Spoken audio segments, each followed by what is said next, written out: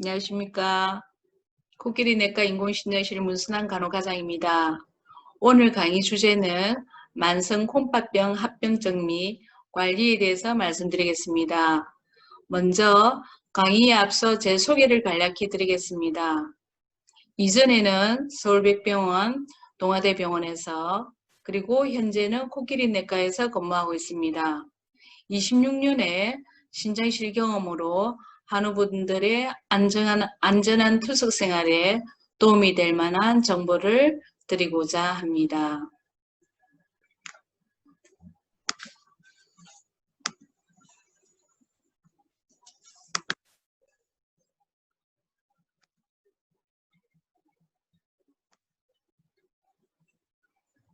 그러면 만성 콩팥병 합병증 및 관리에 들어가겠습니다. 먼저 만성 콩팥병의 사망률이 높은 심장 내 혈관에 대해서 말씀드리겠습니다. 심혈관 질환은 사망의 주요 원인이 됩니다. 먼저 심장을 한번 볼까요? 심장의 크기는 자신의 주먹 크기입니다. 무게는 남자는 300에서 350g이며 여자는 250에서 300g입니다.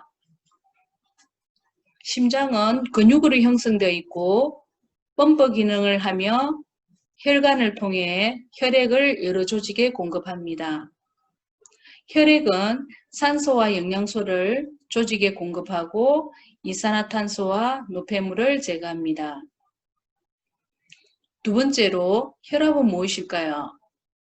심박동의 수축과 이한이며 혈관에 미치는 압력을 말합니다. 신장실에서는 투석 전, 투석 중, 투석 후 혈압을 측정하고 있는데 투석 전 고혈압 목표 혈압은 140에 90 이하이나 모든 투석 환자의 목표를 일률적으로 정하기는 어렵습니다. 투석 전에 혈압이 너무 낮으면 사망률이 높아진다고 알려져 있습니다. 투석 중 저혈압 또는 고혈압이 나타날 수 있기 때문에 1시간마다 측정이 필요하며 저혈압 발생 시 응급사항이 생길 수 있기 때문에 항상 주의를 요합니다. 다음으로 맥박입니다. 맥박은 심박동수를 말합니다. 직접 맥박을 측정해 보겠습니다. 측정 위치는 요골동맥입니다. 손가락 2, 3, 4 끝으로 손목 위 맥박을 한번 잡아봅니다. 맥이 뛰는 것을 느낄 수 있으십니까? 또한 경동맥을 통해 짚을 수 있습니다. 경동맥 위치는 목 가운데 양옆에서 맥을 확인할 수 있습니다. 한번 짚어보시기 바랍니다. 특히 응급상황 시에는 경동맥을 통해 확인합니다. 그리고 맥박의 횟수는 정상은 1분당 60에서 100회입니다. 맥이 느린 것을 서맥이라고 하며 1분당 60회 이하입니다. 반대로 맥이 빠른 것을 빈맥이라고 하며 1분당 100회 이상입니다. 만약 맥이 너무 느리거나 빠른 경우에는 심장에 이상 신호가 있다고 볼 수 있습니다. 다음으로는 심장 관련 검사로는 흉부 가슴 사진이 있습니다. 투석실에선 기본적으로 3개월마다 촬영하고 있으며 호흡곤란 증상이 있을 시 응급으로 찍어 보셔야 합니다. 가슴 사진 촬영 결과에서 흉곽 비율이 50% 전후로 나타나면 정상으로 보며 55% 이상일 경우에는 심장 비대증으로 판단하며 심비대증일 경우 체중 조절을 하셔야 합니다. 또한 폐물이 차는 폐부종도 확인할 수 있습니다. 마지막으로 늑막 삼출은 늑막에 물이 찬 경우도 말합니다. 정밀 검사로는 심장 초음파, 심장 핵의학 검사, 관상동맥 조영술이 있습니다. 심장질환의 위험 요소로는 고혈압, 당뇨병, 고지혈증, 동맥경화증이 있습니다. 그리고 체내 수분 과다, 전해질 불균형, 빈혈, 칼슘과 인해 대사에 이상이 있거나 부갑상선 기능 항진증이 있습니다. 그리고 심장과 혈관에 스케어가 있으며 고령과 신체 활동력 저하도 위험한 요소로 꼽힙니다.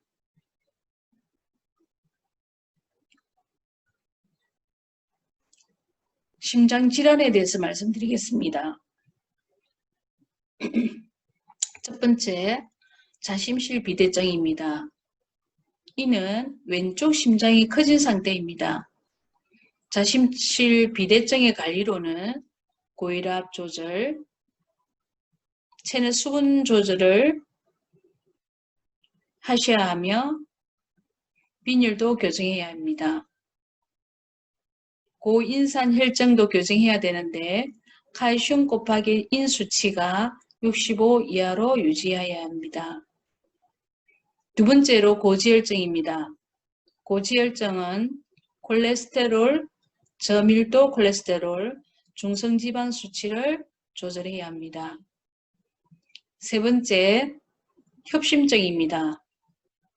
이는 관상동맥이 폐쇄되거나 협착으로 심장 근육에 충분한 혈액 공급이 안 되어 흉부 통증이 발생하는 것입니다. 구체적인 증상으로는 가슴이 쪼이고 뻐근하거나 소화불량처럼 느껴질 수도 있고 어깨에서 팔, 등, 목, 턱까지 통증을 느낄 수도 있습니다. 협심증 증상이 없으실 시에는 바로 응급실로 가시기 바랍니다. 그리고 또 투숙 중 저혈압이 발생 시 협심증 증상이 나타나기도 합니다. 진단검사로는 피검사, 심전도, 관상동맥 조영술이 있습니다. 협심증 치료 방법으로는 경피적 관상동맥 확장술이 있습니다. 이는 대퇴동맥을 통해 좁아진 심장 혈관을 풍선으로 확장하는 치료법입니다. 다음으로는 혈관이 좁아지지 않도록 지지하는 스텐트 삽입도 있습니다. 마지막으로 심장치료로는 맥박이 불규칙한 부정맥이 있습니다. 이에 대한 관리로는 금연과 카페인 줄이기가 필요합니다. 또한 칼륨 수치가 높아지지 않도록 조절해야 합니다. 칼륨이 높을 시 증상은 맥박이 느리거나 불규칙하며 호흡이 어렵습니다.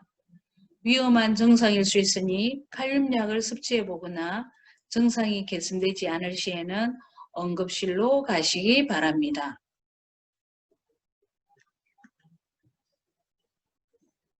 두 번째로 뇌혈관 질환에 대해서 말씀드리겠습니다. 뇌혈관 질환의 원인으로는 고혈압, 당뇨, 고지혈증, 흡연, 비만, 스트레스가 있습니다.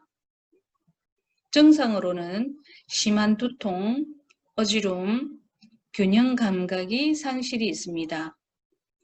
또한 팔다리에 힘이 없거나 걸음이 불편할 수도 있고 발음이 어눌해지고 물건이 두 개로 보이는 증상이 나타날 수도 있습니다. 뇌혈관 질환에는 뇌졸중이 있습니다. 뇌졸중은 뇌경색과 뇌출혈을 말합니다. 먼저 뇌경색이란 뇌혈관이 막히는 것을 말하며 발병 후 서너 시간 이내에 혈전을 녹이는 약물을 투여하며 치유될 수 있으나 이 시기를 놓치면 약물 효과가 없거나 오히려 위험할 수도 있습니다. 다음으로 뇌출혈은 뇌혈관이 터지는 것을 말하며 뇌출혈량이 많거나 뇌관에 출혈이 있을 경우에는 치명적일 수 있습니다. 일부 출혈은 혈종을 제거하면 생명을 구할 수 있습니다. 그리고 지주막하 출혈, 즉 뇌동맥이 풍선처럼 부풀다 터지는 것으로 이러한 출혈의 경우 50% 정도 사망에 이릅니다. 뇌혈관 검사로는 뇌 MRI가 있으며 뇌경색, 뇌종양, 치매 소견을 확인할 수 있습니다. 다음으로 뇌 MRA가 있습니다. MRI는 영상기기를 이용한 진단이라며 MRA는 혈관 조영술을 이용합니다. 이를 통해 혈류 흐름을 볼 수 있는 뇌혈관 정밀검사입니다. 마지막으로 경동맥 초음파입니다. 경동맥 두께를 측정하며 혈관 폐쇄 여부를 확인합니다. 동맥경화증 진단 및 조기 치료에 이용됩니다.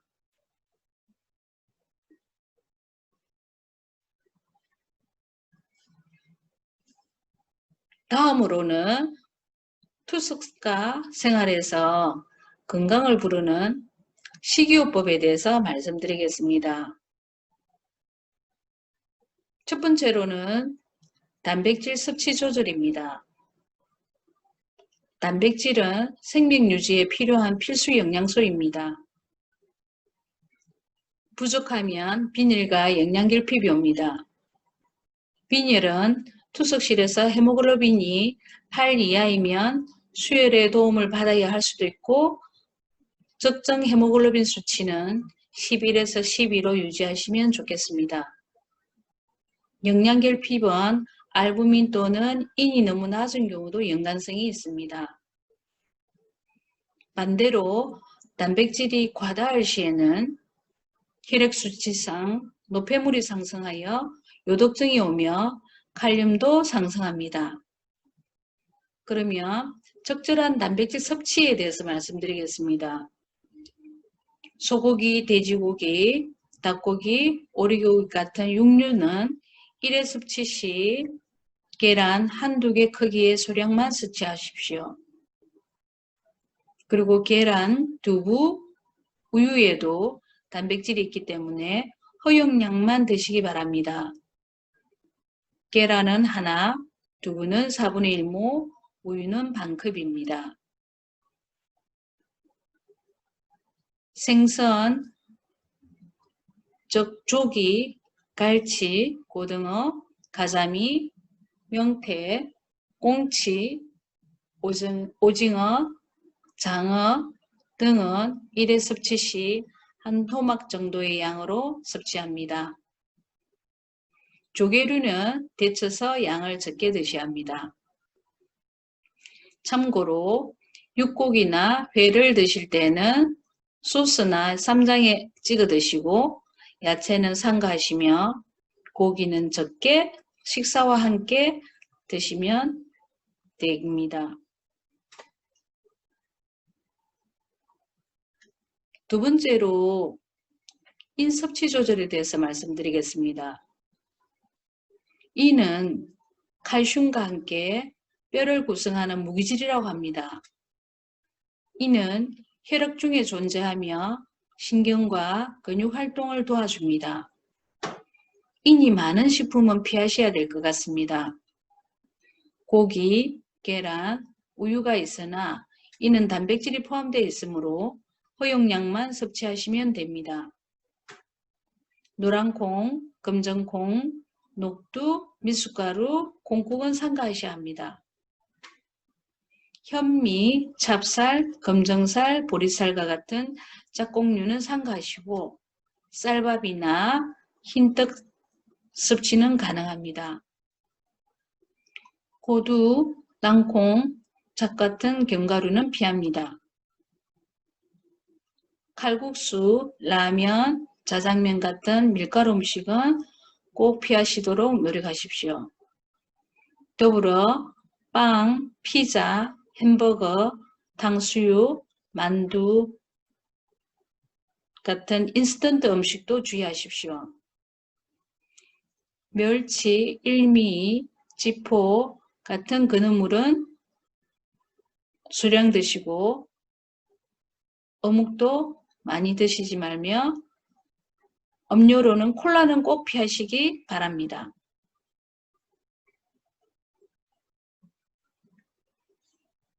인 수치가 높으면 체내에 인이 축적되어 칼슘이 떨어지고 정상으로는 가려움증이 있으며 뼈가 약해져 골절이 되기 쉽습니다. 다음으로 보갑상선 기능 한정적으로 보갑상선 절제술을 할 수도 있습니다. 마지막으로 심장과 혈관의 스케아가 진행되어 혈관 질환을 초래할 수 있습니다. 세 번째로 칼륨 섭취 조절에 대해서 말씀드리겠습니다. 칼륨은 포타슘이라고 합니다. 수분과 전해질을 유지시키고 근육의 이완과 수축에도 관여를 합니다. 칼륨이 높으면 맥박이 느리거나 불규칙해지며 가슴이 답답할 수도 있고 어지러움도 느낄 수 있습니다.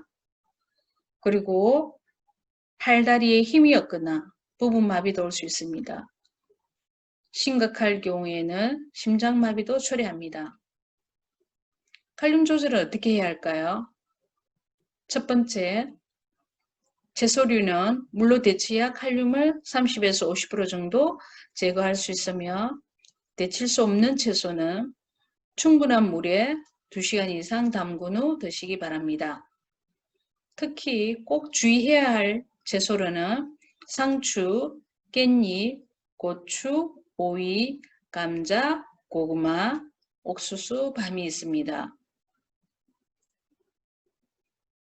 가급적이면 나물 요리를 드시고 볶음 요리나 채소류는 최소한으로 섭취하시기 바랍니다. 두 번째로 과일류는 허용한 양만 섭취하시기 바랍니다. 사과나 배는 4분의 1조, 감은 반조, 귤은 1개, 수박은 1조각입니다. 하루에 과일 종류는 1가지만 드셔야 합니다. 절대 드시지 말아야 할 과일로는 바나나, 토마토, 곶감, 메론, 체리, 참외, 그리고 과일 주스, 과일즙, 엑기스 종류, 콩국, 팥죽입니다. 채소류나 과일류를 섭취하실 때에는 꼭 칼륨약을 챙겨 드시기 바랍니다. 마지막으로 수분 조절에 대해서 말씀드리겠습니다. 소변이 거의 없는 상태에서는 수분 제한이 꼭 필요합니다. 만약 수분이 많을 시에는 다리가 붓거나 혈압이 상승하며 심장이 커지거나 폐부종이 올 수도 있습니다. 수분 조절은 어떻게 해야 할까요? 첫 번째, 싱겁게 드셔야 합니다. 조리 시에 소금이나 간장, 된장, 고추장 사용을 적게 하시고 대신에 고춧가루, 식초, 마늘, 후추, 참기름 같은 양념을 사용하시는 게 좋겠습니다. 김치 종류는 소량씩 드시기 바랍니다. 젓갈류와 장아찌류는 꼭 피하십시오. 갈증이 날 때는 물로 입을 헹구거나 얼음으로 조절하여 드시고 가능하면 약 드실 때 외에는 물을 제한하십시오. 소변이 있는 분들은 소변의 양만큼 섭취할 수 있습니다.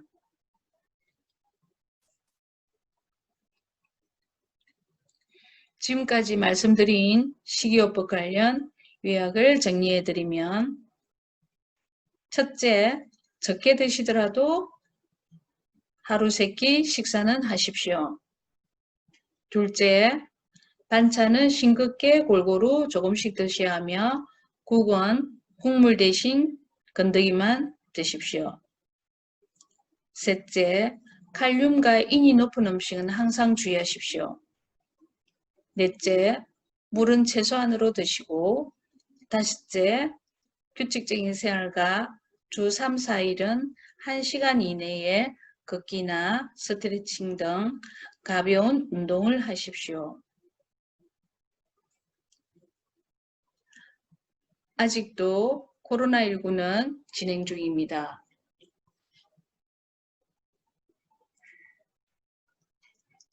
지금까지 해오셨듯이